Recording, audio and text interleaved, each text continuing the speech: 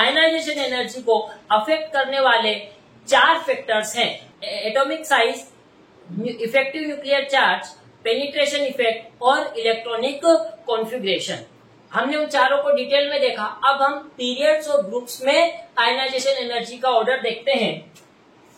Variation of ionisation energy in period.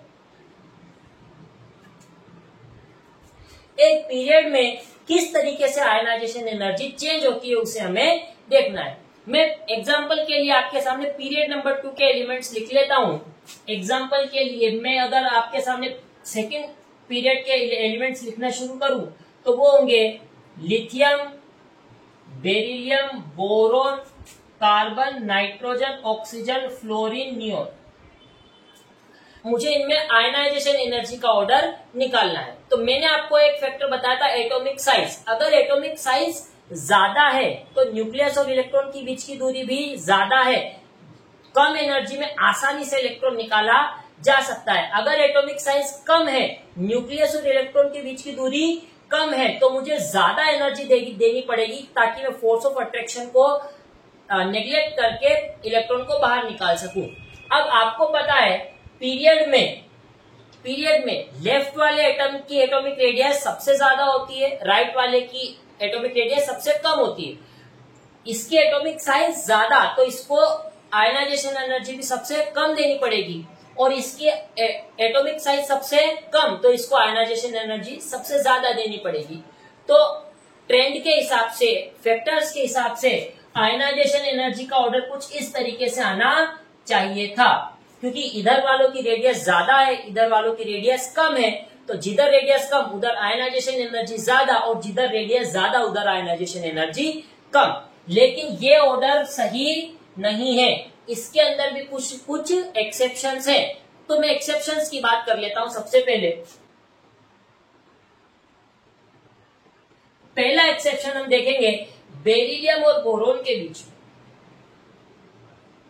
Beryllium का अगर मैं इलेक्ट्रॉनिक कॉन्फ़िगरेशन देखूं तो वो है 1s2 2s2, और बोरोन का देखूं तो 1s2 2s2 3p1। अब 4s2 2p1 सॉरी 2p1। अब अगर मैं देखूं तो मैंने आपको इलेक्ट्रॉनिक कॉन्फ़िगरेशन, अब मैंने एक पेनिट्रेशन इफेक्ट बताया था। पेनिट्रेशन इफेक्ट कहता है कि एक ही शेल के, सेकेंड शेल के s वाले से इलेक्ट्रॉन निकालना मुश्किल होता है, p वाले से निकालना आसान होता है। ऐसा क्यों? क्योंकि s वाला पास में होता है न्यूक्लियस के, s वाला सबशेल पास में होता है, p वाला सबशेल दूर होता है। जो न्यूक्लियस के पास में, उस पर फोर्स ऑफ अट्रैक्शन ज्यादा, तो इलेक्ट्रॉन निकालने में एनर्जी ज्यादा देनी पड़ेगी। तो चूंकि मुझे यहाँ पे s से इलेक्ट्रॉन निकालना है बेरिलियम में, और बोरोन में मुझे p से इलेक्ट्रॉन निकालना है, तो s से इलेक्ट्रॉन निकालना आसान है, p से इलेक्ट्रॉन निकालना मुश्किल है। तो यहाँ पे बेरिलियम की आयनाइजेशन एनर्जी ज्यादा हो जाएगी। यहाँ पे बेरिलियम की आयनाइजेशन एनर्जी बोरोन से ज्यादा हो जाएगी। अगर मैं इसमें दूसरे एक्सेप्शन की बात करूं, वो है नाइट्रोजन और ऑक्सीजन के बीच में। नाइट्रोजन और ऑक्सीजन के बीच में नाइट्रोजन का इलेक्ट्रॉनिक कॉन्फ़िगरेशन अगर मैं लिखूं तो वो होगा 1s2 2s2 2p3। ऑक्सीजन का होगा 1s2 2s2 2p4। p के अंदर p सबशेल में 6 इलेक्ट्रॉन आ सकते हैं, और 6 का आधा होता है 3। अगर p में 3 इलेक्ट्रॉन है मतलब ये हाफ फील्ड है, और हाफ फील्ड कॉन्फ़िगरेशन दूसरे कॉन्फ़िगरेशन के मुकाबले ज्यादा स्टेबल होते हैं। तो नाइट्रोजन कभी भी नहीं चाहेगा कि मैं एक इलेक्ट्रॉन निकाल करके अपनी हाफ फील्ड स्टेबल कॉन्फ़िगरेशन को खो दूं। इसलिए अगर हमें नाइट्रोजन से इलेक्ट्रॉन निकालना है तो जबरदस्ती निकालना पड़ेगा। तो अगर मैं जबरदस्ती इलेक्ट्रॉन निकालूंगा तो मुझे आयनाइजेशन एनर्जी ज्यादा देनी होगी। इसीलिए नाइट्रोजन की आयनाइजेशन एनर्जी ऑक्सीजन से ज्यादा हो जाती है। बाकी सारे ट्रेंड तो वैसे ही चलते जाएंगे जैसा हमने एटॉमिक साइज वाले फैक्टर से देखा था।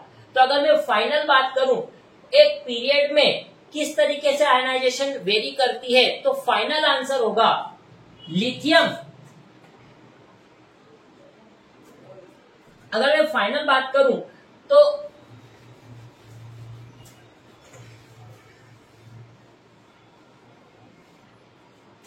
लिथियम सबसे कम, फिर बेरिलियम नहीं बोरोन, फिर बेरिलियम, फिर कार्बन, अब नाइट्रोजन और ऑक्सीजन नहीं, ऑक्सीजन पहले नाइट्रोजन बाद में, फ्लोरीन और फिर नियोन। ये सेकेंड पीरियड में आयनाइजेशन एनर्जी का ऑर्डर है। ये था variation of ionisation energy in period of periodic table. अब मैं अगले टॉपिक की तरफ बढ़ता हूं। अगला है variation of ionisation energy in group. किसी भी एक ग्रुप में आयनाइजेशन एनर्जी किस तरीके से वेरी करती है। काफी आसान सा ये टॉपिक है। अगर मैं एक ग्रुप की बात करूं, फर्स्ट ग्रुप ले लेते हैं, lithium, sodium, potassium, rubidium, caesium, francium. अगर मैं लिथियम की बात करूं तो इसमें 2 शेल हैं।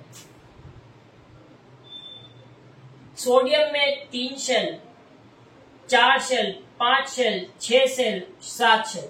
अगर शेल्स बढ़ती जा रही हैं, मतलब इनका साइज भी बढ़ता जा रहा है। लिथियम का साइज सबसे छोटा और फ्रेंशियम का साइज सबसे बड़ा, तो मैं यहां लिख देता हूं साइज सबसे छोटा और फ्रेंशियम का साइज सबसे बड़ा। लिथियम का साइज सबसे छोटा है, फ्रेंशियम का साइज सबसे बड़ा है, मतलब ऊपर से नीचे आने पे साइज बढ़ता जा रहा है। अब अगर साइज बढ़ता जा रहा है तो न्यूक्लियस और इलेक्ट्रॉन के बीच की दूरी भी बढ़ रही है, और अगर न्यूक्लियस और इलेक्ट्रॉन के बीच की दूरी बढ़ रही है तो इनके बीच का फोर्स ऑफ अट्रैक्शन कम हो रहा है। फोर्स ऑफ अट्रैक्शन कम हो रहा है तो कम एनर्जी में भी इलेक्ट्रॉन बाहर निकाला जा सकता है। इसका मतलब जैसे जैसे साइज बढ़ रही है वैसे वैसे आयनाइजेशन एनर्जी मुझे कम देनी पड़ेगी। जैसे जैसे साइज बढ़ रही है मुझे आयनाइजेशन एनर्जी कम देनी पड़ेगी। तो मैं यहां लिख सकता हूं जैसे जैसे साइज बढ़ेगी आयनाइजेशन एनर्जी कम होती चली जाएगी। समझ में आया? तो ये था आपका variation of ionization enthalpy in a group. इस तरीके से हम देख सकते हैं। अब किसी भी टॉपिक को समझने के लिए क्वेश्चंस की प्रैक्टिस होना बहुत जरूरी है। तो मैं आपको कुछ क्वेश्चंस की प्रैक्टिस यहाँ पर करवाता हूँ। आयनाइजेशन एनर्जी या आयनाइजेशन इंथैल्पी के ऊपर बेस्ड कुछ क्वेश्चंस की प्रैक्टिस में आपको करवाता हूँ। क्वेश्चन नंबर 1, सल्फर, नाइट्रोजन और ऑक्सीजन, 3 एटम है मेरे पास। सल्फर है, नाइट्रोजन है और ऑक्सीजन है, और मुझे बताना है कि इनकी आयोनाइजेशन इंथैल्पी का ऑर्डर बताएं। सल्फर, नाइट्रोजन और ऑक्सीजन की आयनाइजेशन एंथैल्पी का ऑर्डर बताएं। इसको हम कैसे सॉल्व करना है? सबसे पहले तो इनकी पोजीशंस मार्क करो कि पीरियोडिक टेबल में कौन सा एटम कहां आता है। नाइट्रोजन के बाद आता है ऑक्सीजन और ऑक्सीजन के जस्ट नीचे आता है सल्फर। अब मैंने आपको बताया था नाइट्रोजन होता है 2p3 और ऑक्सीजन होता है 2p4। 2p3 half field stable configuration है। स्टेबल कॉन्फ़िगरेशन से इलेक्ट्रॉन निकालना मुश्किल होता है तो ज्यादा एनर्जी देनी पड़ेगी। मतलब नाइट्रोजन की आयनाइजेशन इंथैल्पी ऑक्सीजन से तो ज्यादा होगी। तो ये मैंने लगा दिया, नाइट्रोजन की आयनाइजेशन इंथैल्पी ऑक्सीजन से तो ज्यादा होगी। दूसरा देखते हैं, ऑक्सीजन और सल्फर को देखते हैं। ऑक्सीजन 2 शेल वाला है, सल्फर 3 शेल वाला है। अगर शेल ज्यादा है मतलब इनकी रेडियस साइज ज्यादा होगी, और अगर साइज ज्यादा है तो न्यूक्लियस और इलेक्ट्रॉन के बीच की दूरी ज्यादा है। इलेक्ट्रॉन और न्यूक्लियस के बीच की दूरी ज्यादा है तो फोर्स ऑफ अट्रैक्शन कम है। अगर फोर्स ऑफ अट्रैक्शन कम है तो मैं कम एनर्जी में ही इलेक्ट्रॉन निकाल सकता हूं। मतलब साइज ज्यादा तो आयनाइजेशन एनर्जी कम। तो इसकी साइज ज्यादा है मतलब इसकी आयनाइजेशन एनर्जी कम होनी चाहिए। तो इस तरीके से आएगा। तो अगर मुझे ऑर्डर लिखना है तो मैं इस तरीके से लिख सकता हूं, नाइट्रोजन की सबसे ज्यादा, फिर ऑक्सीजन और फिर सल्फर। ये करेक्ट ऑर्डर इस तरीके से आ जाएगा। और कई बार इस तरीके के सवाल एग्जाम में पूछे जाते हैं। दूसरे सवाल की तरफ बढ़ते हैं। ये वाला सवाल क्लियर, नाइट्रोजन की आयनाइजेशन एंथैल्पी सबसे ज्यादा, फिर ऑक्सीजन की उससे कम और सल्फर की सबसे कम। दूसरा सवाल के ऊपर हम बढ़ते हैं। कहा गया है एल्यूमिनियम +1 और मैग्नीशियम +1 में आयोनाइजेशन एनर्जी का ऑर्डर पता लगाएं। यह सवाल भी काफी अच्छा है। एल्यूमिनियम +1 और मैग्नीशियम +1 में आयोनाइजेशन एनर्जी का ऑर्डर पता लगाएं। तो मैं एक तरफ लिखता हूं एल्यूमिनियम +1 और एक लिखता हूं Mg+1। इनकी एल्यूमिनियम होता है एटॉमिक नंबर 13। अगर एक इलेक्ट्रॉन निकाल दिया तो 12 पे आ जाएगा। इसका मतलब एल्यूमिनियम हमारा होगा 3s2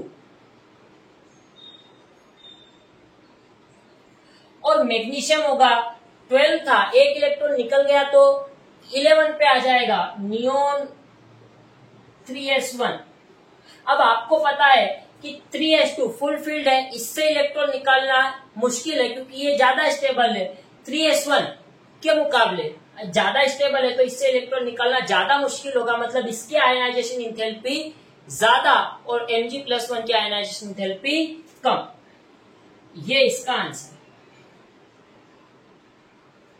तो ये दूसरा हमारा सवाल था जिसमें हमने Al+1 और Mg+1 की आयनाइजेशन एंथैल्पीज को देखा। अगले क्वेश्चन के ऊपर चलते हैं, क्वेश्चन नंबर 3। मेरे पास 3 एटम है, atom A, atom B, atom C।